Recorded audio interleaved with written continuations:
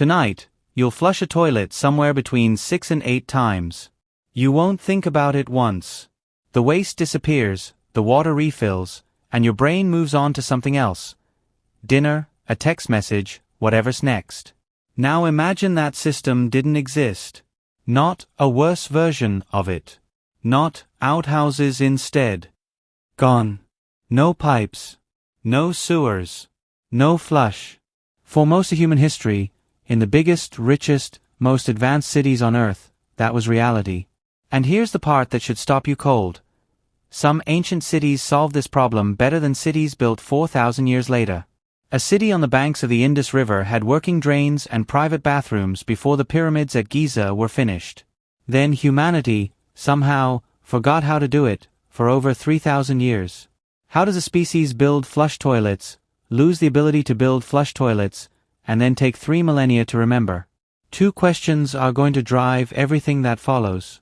First, if the technology to manage waste safely existed thousands of years ago, why did most of the world abandon it? Second, how did human waste, arguably the least glamorous substance on Earth, end up quietly deciding the outcome of wars, the design of cities, and the length of human lives?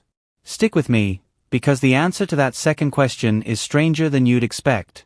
This isn't really a story about plumbing.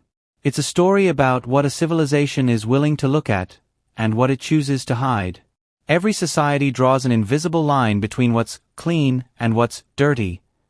And that line, more than almost anything else, has decided who lived, who died, and who ruled.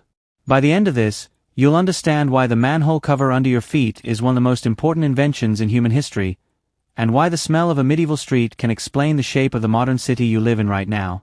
A city with underground bathrooms. In 2500 BC. A river so foul it shut down the British Parliament. A king's court that perfumed itself to survive its own smell. A doctor who solved a killer by removing a single pump handle. A sewer system so far ahead of its time, it's still running today. All of it starts underground. Let's go back. Long before Rome, before Athens, before the word sewer existed in any language, a city called Mohenjo-daro stood on the banks of the Indus River, in what's now Pakistan. Its planners, whose names history never recorded, only their brickwork, built something almost no other ancient city would manage for millennia. Covered drains running beneath the streets, connected to private washrooms in ordinary homes. This wasn't a palace amenity for the elite. Archaeologists have found these drainage connections in modest houses across the city. Meaning sanitation, in Mohenjo-daro, was closer to a public standard than a royal privilege. And then, the trail goes cold. The Indus Valley civilization declined, likely from a combination of climate shifts and river changes, and the knowledge embedded in those brick channels didn't spread outward to shape the ancient world that came after it. Which raises an unsettling truth. Progress isn't a ladder you climb and stay on. It's a candle that can simply go out. Centuries later, and worlds away, Roman engineers built the Cloaca Maxima, the greatest sewer, originally to drain marshland so the city could be built at all. Over time it became a vast channel carrying waste and runoff out toward the Tiber River. Here's the twist most people never hear. The Cloaca Maxima was, first, an engineering flex, but Roman toilets themselves were often communal. Public latrines seated dozens of Romans side by side, with no partitions, water running beneath them to carry waste away. Privacy, as we understand it today, simply wasn't the point. Efficiency was. Rome's sewer network was so well engineered that portions of it are still functioning beneath the city today, meaning some of Rome's waste infrastructure has now outlived the empire that built it by over 1,500 years. But an empire's engineering dies with its empire. When Rome fell, its engineers didn't hand down blueprints to the next generation. They scattered, and the knowledge fragmented along with them. Medieval European cities grew dense, walled, and increasingly desperate, and they largely reverted to something far cruder. Chamber pots, cesspits, and streets that served, quite literally, as open drains. In cities like Paris and London, a night's waste was often simply tossed from an upstairs window into the street below, accompanied, if the resident was polite, by a shouted warning to pedestrians underneath. There was, however, a profession built entirely around this crisis: the gong farmers of London, workers who cleaned out cesspits by hand, usually at night, because the smell and the sight of their work were considered too offensive for daylight. It was dangerous work. Poorly ventilated pits could and did kill the men who worked in them, and yet it was essential to keeping the city from drowning in itself. Gong farmers were often among the better-paid laborers in the city, because everyone needed the job done, and almost no one wanted to do it. Disgust, it turns out, has always had a price tag. A city cannot escape its own waste. It can only decide who carries the burden of it. Even at the glittering court of King Louis XIV, the Palace of Versailles, one of the wealthiest addresses on earth, struggled with the exact same problem as a medieval slum.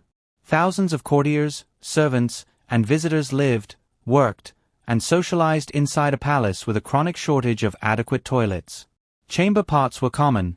Corners of hallways and gardens, less officially, were not unheard of as substitutes. The French aristocracy's now famous obsession with strong perfume wasn't merely about vanity. It was, in part, a functional response to a very physical problem, a way to mask a smell that soap and water alone couldn't fully solve, in an era before regular bathing was widely practiced. The powdered wigs, the heavy perfumes, the elaborate fans, much of what we now picture as pure aristocratic fashion was quietly doing double duty as odor management at the highest levels of European society. Wealth could buy silk, gold, and music. It could not yet buy clean air.